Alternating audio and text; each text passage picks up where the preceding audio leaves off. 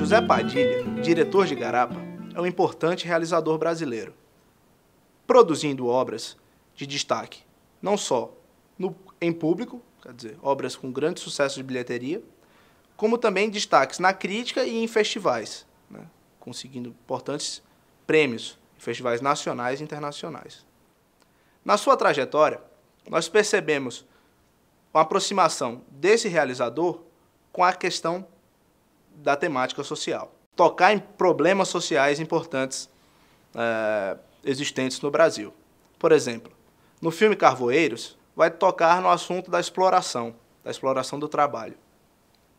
No filme Ônibus 174, observamos a questão da violência e do abandono social. Nos filmes Tropa de Elite 1 e 2, a questão da segurança social, da segurança pública, e também, por exemplo, a questão da corrupção.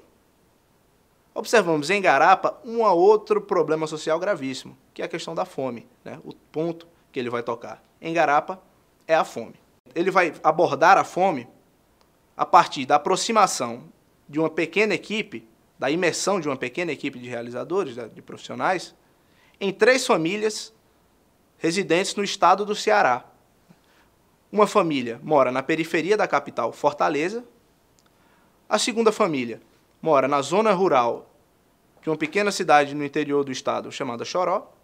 E a terceira família mora no extremo sertão, longe de centros urbanos.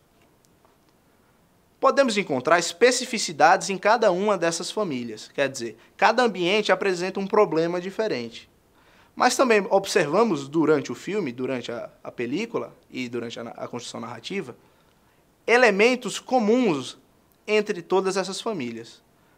Um elemento que se destaca, além da fome, é a importância da figura materna, da mãe.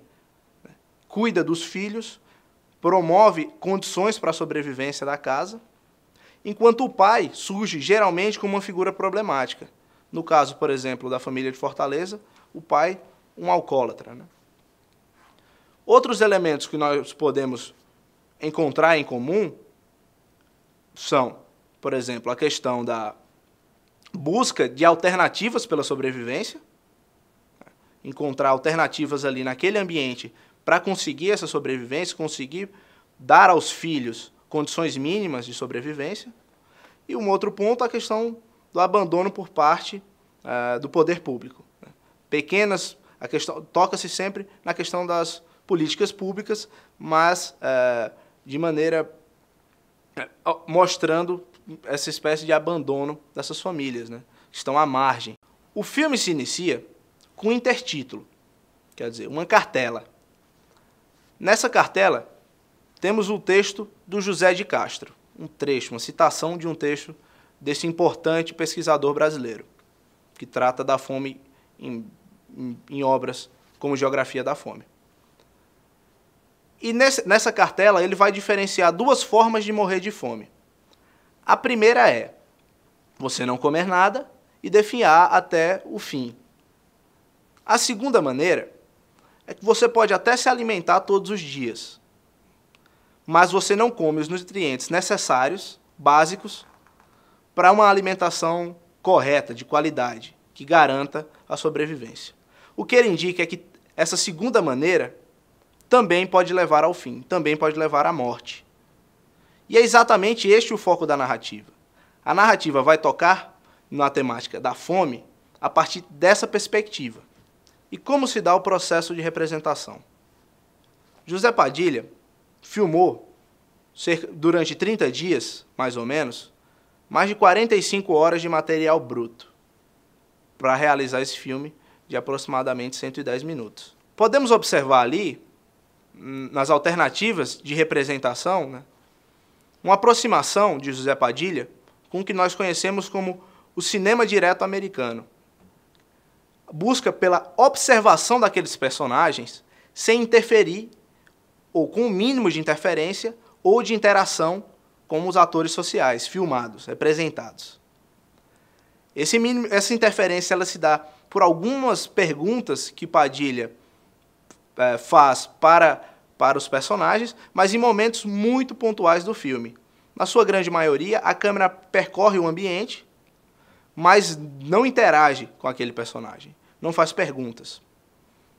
O realizador também se utiliza, por exemplo, do não uso de músicas, de trilhas musicais, para ambientar, dramatizar determinadas sequências. Não utiliza também, como é muito recorrente nos documentários, a narração, a voz-over, como nós conhecemos, ou a locução. Ele prefere aí o som direto, o sincronismo entre imagem e som. Além disso, temos a imagem em preto e branco e o uso de planos próximos com uma possibilidade de amplificar, de ampliar a dramaticidade daquelas imagens mostradas, né? São imagens duras, como, por exemplo, nos closes, nos planos próximos das crianças rodeadas por moscas. Essas escolhas estilísticas feitas por Padilha, elas ajudam a compreender a opção do realizador por mostrar realidades específicas. Padilha, portanto, não vai tratar a fome, que é uma temática global, por números, por dados, por gráficos ou por aspectos gerais.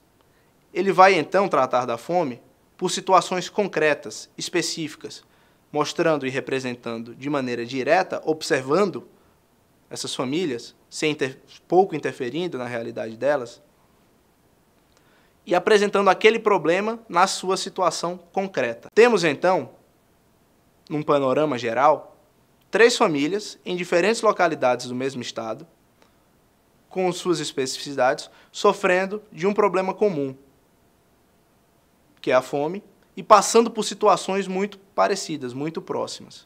Padilha tenta, então, na narrativa, entrelaçar essas realidades, nos apresentando a questão da fome através dessas situações concretas e ampliando o debate sobre esse problema global.